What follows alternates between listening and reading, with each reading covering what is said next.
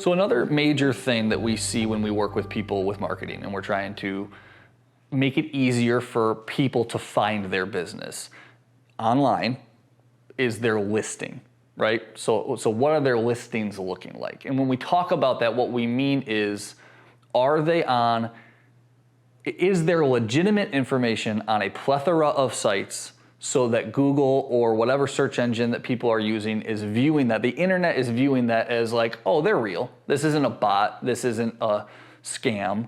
I see that Jason's site's information is everywhere, so therefore I'm more confident that that's really where I can find them. Absolutely. So listings are really important because it allows you to branch out, and again, it does exactly what you said. It allows people to find you in different places. So Yelp is a listing service. Groupon is a listing service. Facebook is a listing service, right? All these different places that you can go publish your profile image and website and what they call in the listing world, NAP, name, address, and phone. Those are the three core elements of any listing. And those are going to be anywhere you can publish those things, that's a listing. You can find several lists of hundreds of thousands of websites that you can go create profiles for and go get listed for.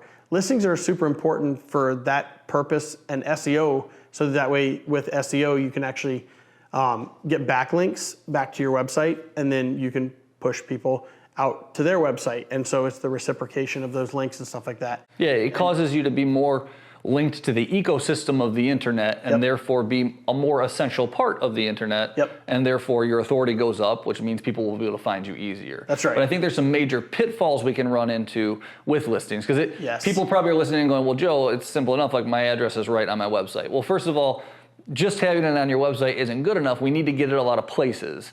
But we need to do that very carefully, because if our information is wrong on a website, what happens?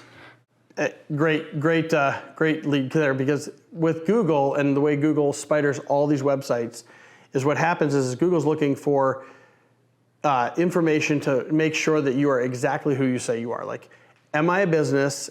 Am I doing business where I say I'm doing business? Am I doing what business I'm doing? So I see a lot of like addresses on Yelp or Facebook or Twitter or whatever that are actually incorrect, and they're off by one letter. And one letter is an inaccurate NAP, right? It could be off by, you could write south at the end of your road versus S, or SH, or you could write way versus WY, right? That is all what we would call negative SEO, and it drives negative SEO points, because when Google sees that, Google doesn't know, and Google thinks, well, that's not the same address, or that somebody put that address on there that was incorrect and they didn't know what the actual address was.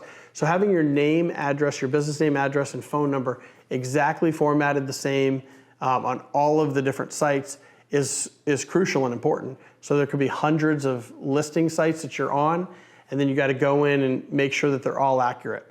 And if you don't, then you're getting actually negative SEO. So it's really important to have a service or something that you can go to, like a Yext or a Bright Local or something like that. So that way they can run these things for you and make sure that you're actually running a good listings or citations campaign to make sure that that's continually going. And we can consistently check up on these things too, because like nightmare situation that could happen is maybe you move locations. That's fine, you're allowed to move locations, and you change your location on your website, but you don't change it on the 100 other websites you're in, right? That's right. Now it scales in the sense that like you're not going to lose all your authority if you're on 1,000 websites and 2 of them you've got some misspells, but you will lose some authority. Like Google's going to look eventually and say, hey, if 10% of these listings are different, that makes me feel like maybe Jason's not really there. This is a little sketchy, right? And my authority starts to drop.